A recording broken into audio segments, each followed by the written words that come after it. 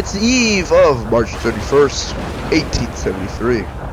A stately ocean liner, the SS Atlantic, is steaming westward to America. However, she's been diverted to Halifax to replenish on coal. Little does anyone on board know that they will never see Halifax.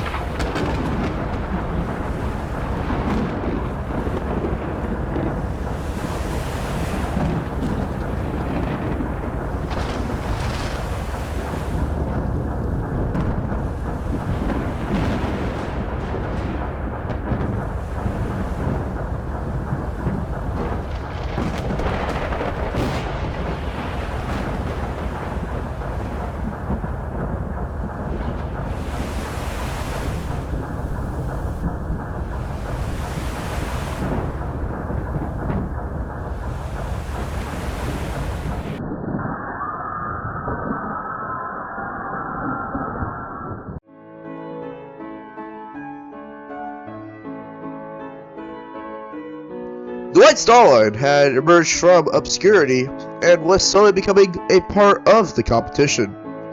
Thomas Ismay had breathed a new life into the company, and the line was eager to build its own ocean liners to compete on the Atlantic.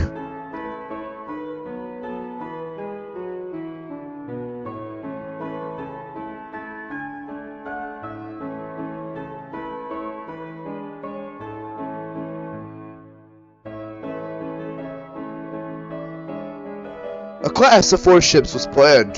The first, Oceanic, was a self-starter. On her maiden voyage, the ship had only recorded 64 passengers. The other 2 were the Baltic and the Republic. These ships were unremarkable in their careers and had faded into obscurity. However, it is the second ship of this class that is known worldwide for its fate, the SS Atlantic.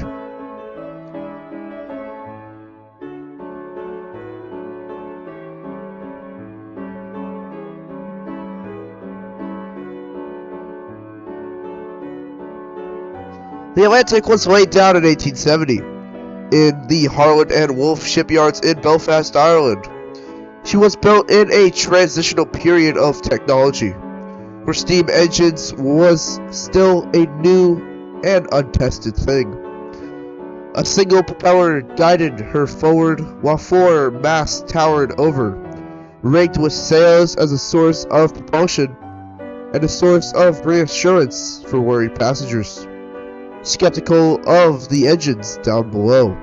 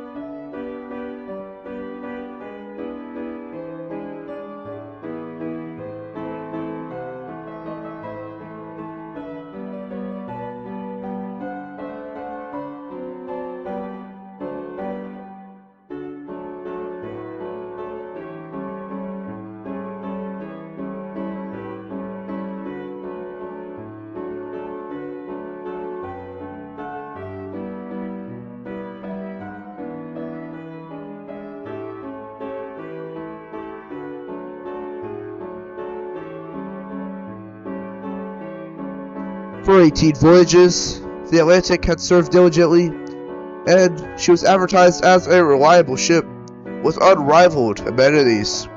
She was one of the most popular ships on the Atlantic.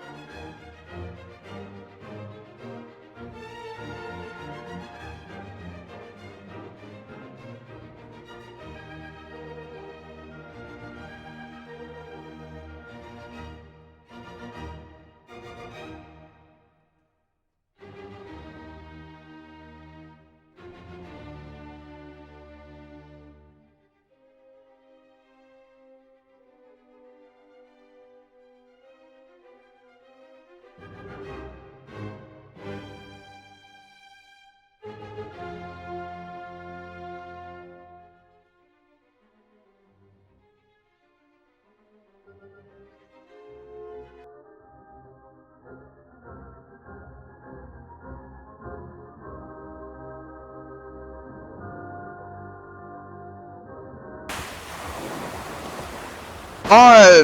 the 20th of March, 1873, the SS Atlantic departed Liverpool with 952 people on board. SS Atlantic began her treacherous trek to New York.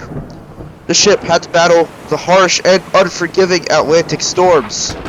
She swelled with every wave and prevented the ship from going any faster than a snail. The snail's pace of the voyage posed great concern to Captain James Williams.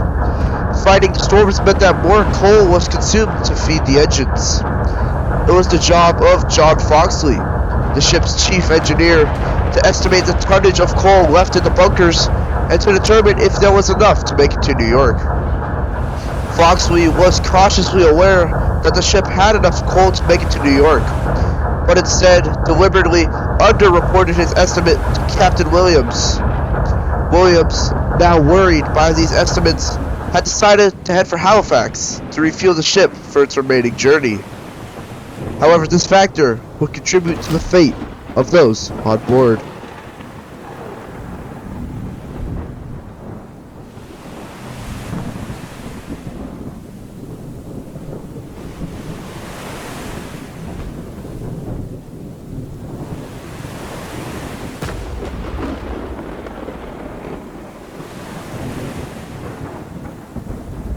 In the early hours of April 1st, SS Atlantic was placed under the command of Second Officer Henry Metcalf.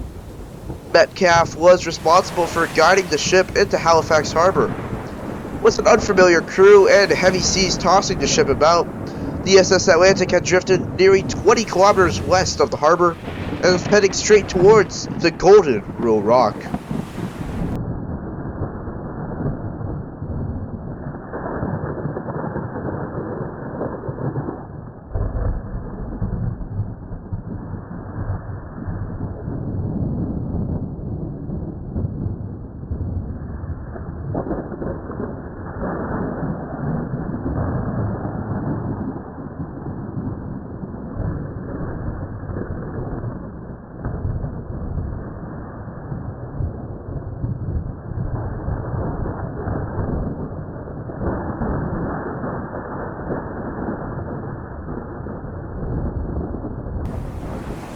At 3:15 a.m., the SS Atlantic had unknowingly sailed right into rocks. The spotter looking ahead called out "breakers ahead" through the darkness. In a desperate move to stop the ship, the engines were set full astern. A desperate move made too late. The SS Atlantic ran aground on an underwater rock off Mars Island. The violent and sudden collision shook the ship to its core as she rammed it at full speed. Almost immediately, panic ensued as the Atlantic began to list over to her side. The lamps had failed and fizzed out. An out-of-control steam engine that was tearing itself apart was only stopped by Engineer Foxley before the engine room had been flooded. The unforgiving ocean swelled and crashed over the decks with an unrelenting fury. And a dazed and surprised crew had to quickly prepare the lifeboats and wake the passengers to evacuate the ship. A flurry of chaos had plunged the upper decks into a state of anarchy as the situation quickly devolved into a game of survival of the fittest. Passengers had to fight the cold, frigid temperatures, the unwavering sea, and an unstable, foundering ship. Williams' orders to launch the lifeboats was quickly dashed after a disastrous attempt to launch one of these lifeboats was swept up by the oceans, taking all of those with it. In the lower decks of steerage, passengers clamor to leave the incredibly packed interiors. Hundreds are trapped below, and there are bottlenecks at every stairwell. Local Nova Scotians from the shore had begun to assist in rescuing passengers from the SS Atlantic. They established a few lines to allow for passengers to crawl off the ship and into the rocky shores. Under the cover of darkness, the locals worked tirelessly to save as many passengers as they could. They allowed them into their homes to care for them with food, water, and clothing. The SS Atlantic persisted into the morning. Still, she stayed above water, ever so slowly, being torn apart by the crashing waves. At daybreak, the SS Atlantic finally succumbed to her fate and slipped beneath the waves.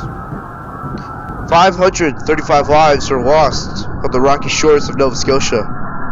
The White Star Line would never see such a disaster of this magnitude until the sinking of the RMS Titanic in 1912.